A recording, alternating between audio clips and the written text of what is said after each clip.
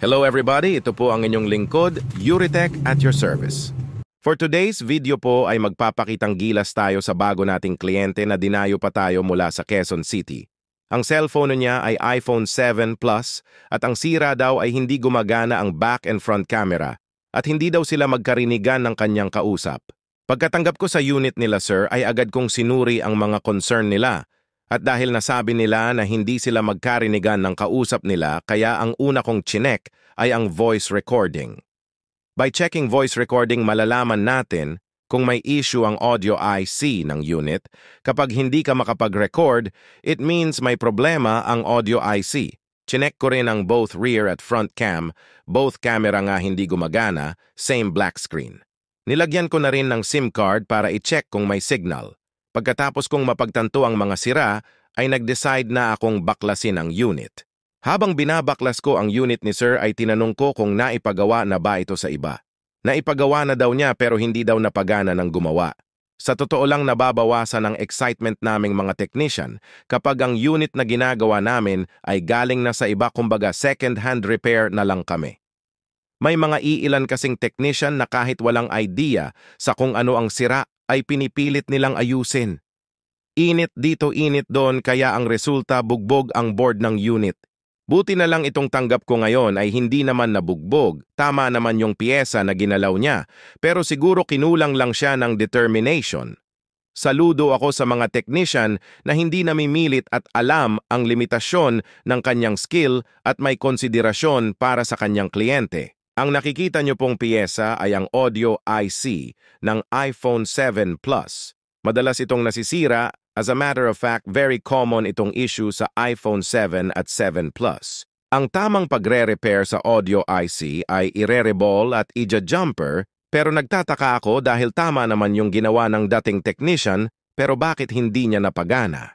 Upon observing sa unit ay napansin ko na ang ginamit na jumper wire ay medyo malaki. Base sa aking experience ay dapat manipis lang yung jumper wire na ilalagay. At ang ginawa ko ay pinalitan ko yung jumper wire niya ng mas maliit. May mga nabibili namang maliliit na jumper wire, pero ako ang ginagamit ko ay yung wire ng mga earpiece ng lumang iPhone. Bukod kasi sa manipis, ay napakatibay pa. May 4 na weak line ang audio IC at yan ang nakikita nyong gina-jumper ko. Hindi sapat ang reballing method lang ang gagawin dahil 99.9% magba-back job din ang trabaho. Sa pananaw ng mga manonood, parang madali lang naman ang ginagawa kong pag-jumper. In reality po, may kahirapan po ang pag-jumper sa mga IC ng cellphone. Ang napapanood po ninyo ay kuha po ng microscope. Malaki lang tingnan pero ang totoo mas manipis pa po yung wire sa hibla ng ating mga buhok. Pagkatapos kong ikabit ang mga wire ay lalagyan ko naman ng green paste. Ang green paste po ang magsisilbing holder ng mga wire sa pinagkakapitan nilang piyesa. Very important po ang role ng green paste, kaya huwag po ninyong kalimutan maglagay nito. At dahil natapos ko na ang pagkukumpuni sa board, ang ire-reball ko naman ay ang mismong audio IC.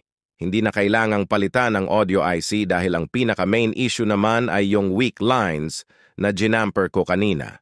Dito sa pagre-reball ang isa sa pinaka-satisfying part sa aming trabaho. Pero huwag kang pakampante na dahil maganda tingnan ay madali ding gawin.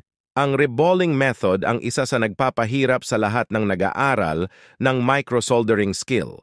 Maraming technique ang dapat mong matutunan para makapag-reball ka ng almost perfect o kung tawagin ng mga masters na one-shot reball.